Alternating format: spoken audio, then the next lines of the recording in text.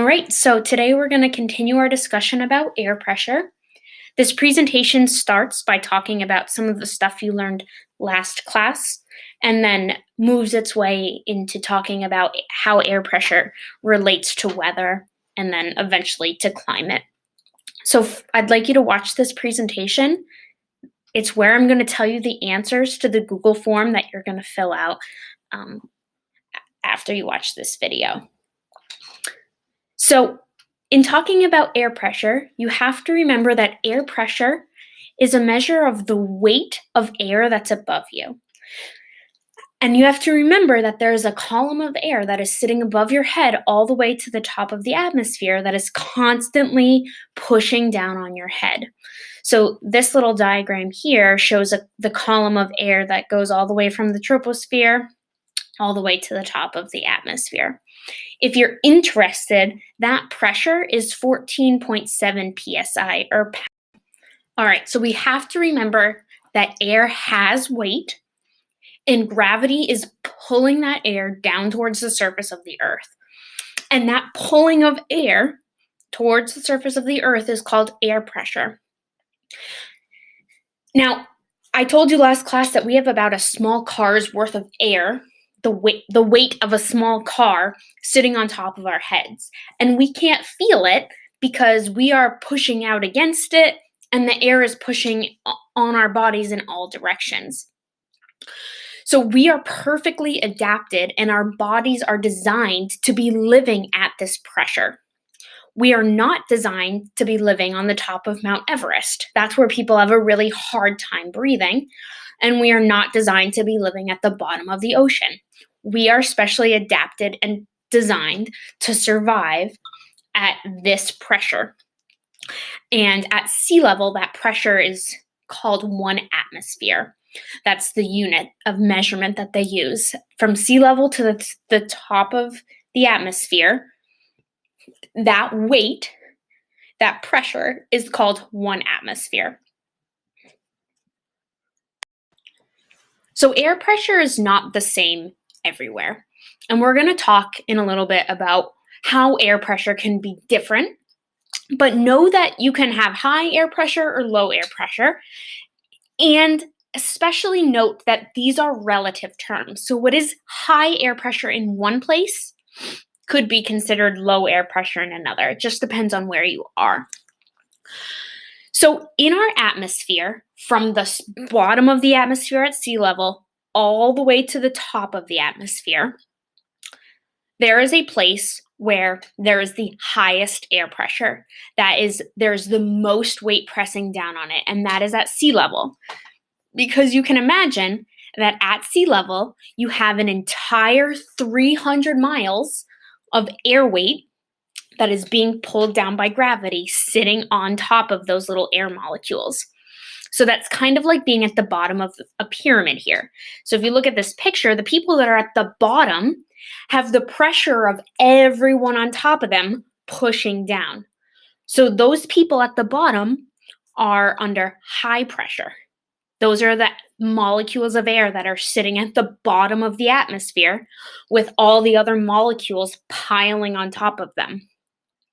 The person at the top of the pyramid has no pressure, no human pressure pushing down on her. She has a lot less pressure. So she would have low pressure and she would represent the top of the atmosphere.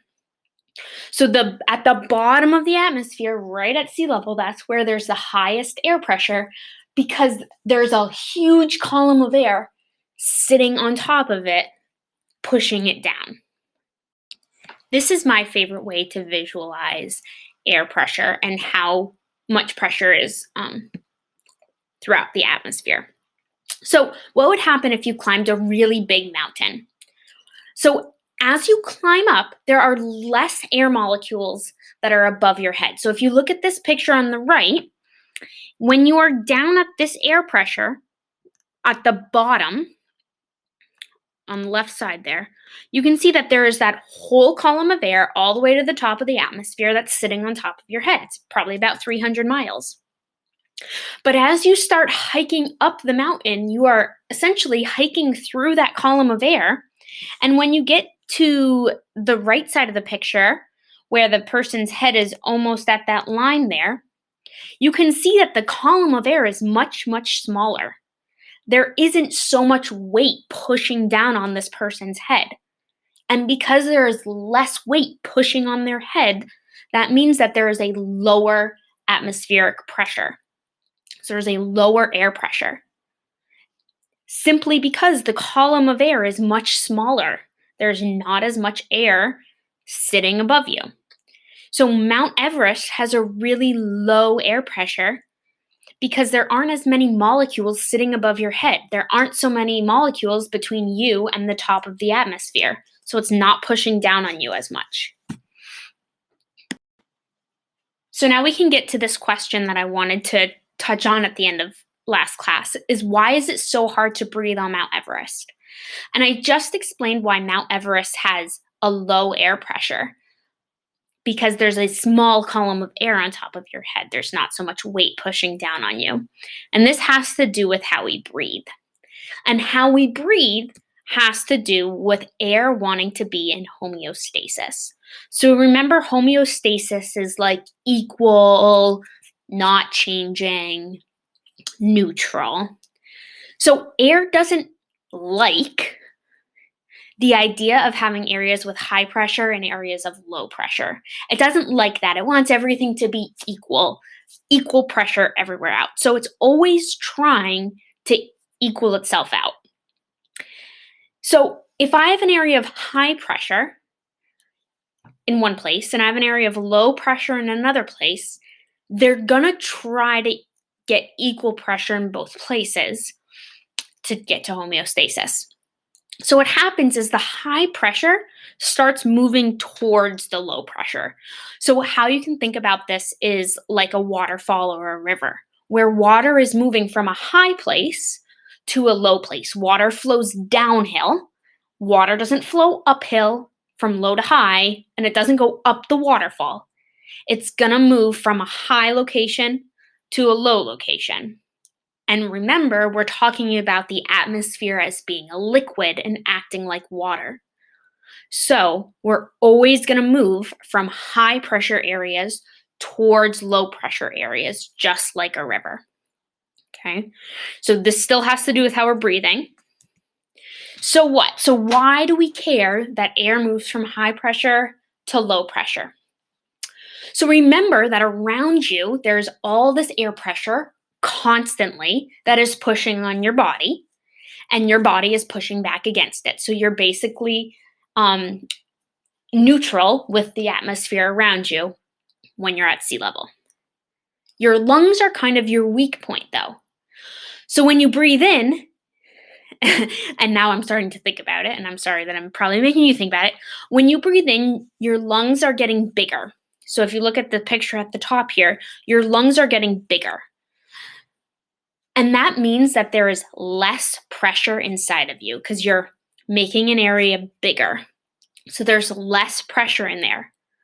So compared to the outside air that is relatively high pressure, when you make your lungs bigger, your lungs are now at a lower pressure than the outside air around you. So what's going to happen? Well, the high pressure is going to want to move to the low pressure. So the air actually gets pushed inside of you because that's where the low pressure is. So it's moving from high pressure outside of you to low pressure inside of you. And then when you breathe out, you are creating a high pressure inside of you. It is relatively low pressure outside. And so you're able to get rid of all those gases that you don't need, like carbon dioxide. Okay? So I know that's kind of a weird thing to think about, and it's really weird to think about breathing, but that's what's happening. You are creating low pressure inside your body, and the atmosphere actually rushes in to fill that space. So knowing this, you should now be able to answer, why is it hard to breathe on Mount Everest, or even in Denver, or cities that are, high above sea level?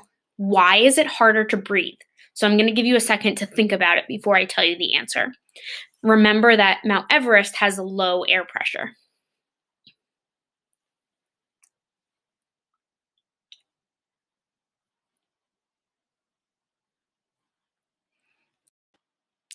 So I'm sure you have thought long and hard about this, but basically what's happening is when you're standing on Mount Everest, the air pressure that is around you and pressing on your body is not as strong as it is down on sea level. So when you expand your lungs, the air is still going to rush in, but it doesn't rush in as quickly as it does when you're at sea level because there's not as big of a difference. Okay, so the air pressure is lower around your body. So when you're trying to breathe, it's not rushing in as quickly, so you're not getting as much of the air particles that you need in order to breathe effectively. Here are some other really neat phenomena that happen because of air pressure and things that you may have experienced in the past. So ears popping, either because you're in an airplane or because you're going up or down a hill, or that feeling that your ears hurt when you go deep in a pool. That all has to do with air pressure or water pressure with the pool one. So basically, if you look at this picture, there are different parts of your ear. And your outer ear is obviously experiencing whatever pressure is touching your head, whatever pressure is around you. But your middle and your inner ear kind of have a flap that traps air inside of it. So when you start to go up in elevation, you are getting lower air pressure. So your outer ear is going to start experiencing a different pressure than what's inside your ear and trapped in there. And your ear doesn't like that because it wants to be at the same pressure. So what happens is your ear will make that popping noise. And basically what that is the flap opening up and allowing the inside of your ear to have the same pressure as the outside of your ear. So that ears popping thing is basically just your ears trying to adjust to different air pressures. Another really cool one, if you ever go out west, I had this happen to me out west and it was super cool. Chip bags have a certain amount of air in them. And if you bring a chip bag up to a higher elevation, there is less pressure pressing in on the bag, which makes the air inside the bag be able to press out more, which makes the chip bag expand. So that is a really neat way to see air pressure. And then when people talk about their joints hurting during storms or, oh, my aching knees, I know that there's a rainstorm coming, that also has to do with air pressure. And we'll get into that probably next week. So I'm not telling you about it quite yet. So how else can we get different air pressures, not just changing your elevation?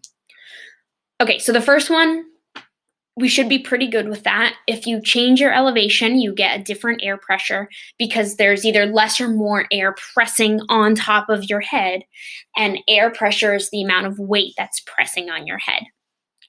The second way that you can change air pressure is by forcing the air to do something, to go into something or to go around something. So if you blow up a balloon, you now have high pressure inside that balloon because you forced it in there. And that makes sense because there's high pressure in the balloon. If you let that balloon go and it's not tied up, the air obviously is going to move from the high pressure area. It's going to squirt out until it's equal and lands on the ground. So if you force air into something, you can change the pressure. And the picture I have here is showing kind of the shape of an airplane wing. And the shape of an airplane wing is what makes an airplane fly, and it all has to do with high and low pressure. So the air here is moving from the right side of the screen to the left side of the screen. And the way that the wing is designed makes it so that there's low pressure on top, high pressure on the bottom of the wing. And we want to move from high pressure to low pressure so it actually lifts the airplane wing. Okay, so you can change air pressure by forcing the air to do something, or, and this is the one we're going to be focusing on a lot and has to do with weather and climate, you can change air pressure by heating surfaces unequally. Okay, so the Earth is a sphere. Yes, it is. Don't even try it. And the sun can't heat a sphere equally. And this is something like we already know this. We know it's colder at the poles and it's warm near the equator. And it has to do with how the sun hits the Earth. I can't get into it too much. But if you look at this picture, you can see down near the equator, the sun hits it at 90 degrees. And there's a lot of light right on that 90 degrees. But as you get further and further away from the equator, the sun hits at an angle. And because it's hitting at an angle, it's not as hot. So it's a cooler temperature.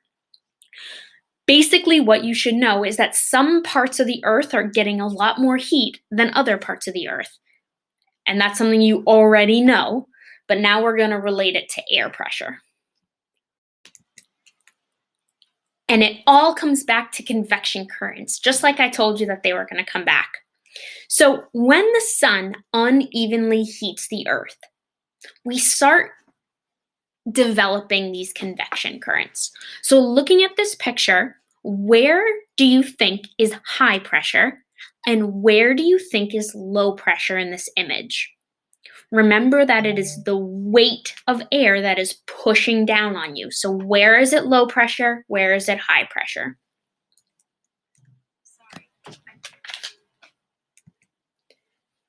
All right, so the high pressure is where the air is falling to the ground. It's basically pushing more particles on top of your head. They are falling on top of you. Whereas the low pressure is where the air is rising because the air is kind of leaving the top of your head. There's less particles that are pushing down on you. So the low pressure is in the middle here where the yellow arrows are going up. That's low pressure.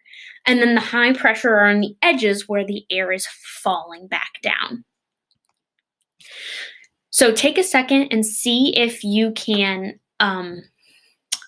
figure out where the convection current in this lovely image, where the convection current would be and where high and low pressure areas would be. All right, I know I didn't give you too much time, but it should look something like this. So the sun is shining. That creates low pressure. The heat is going to rise. And as it cools off, it's going to sink, and that sinking air is causing a high pressure area, and then we start creating this convection current. A couple things to really take note of here. High pressure, as I said before, is going to move towards low pressure. Remember, we're always moving like a river from high to low. And if you look here, you can see the arrow is actually pointing from the high pressure area towards the low pressure area along the ground. That movement right there is wind.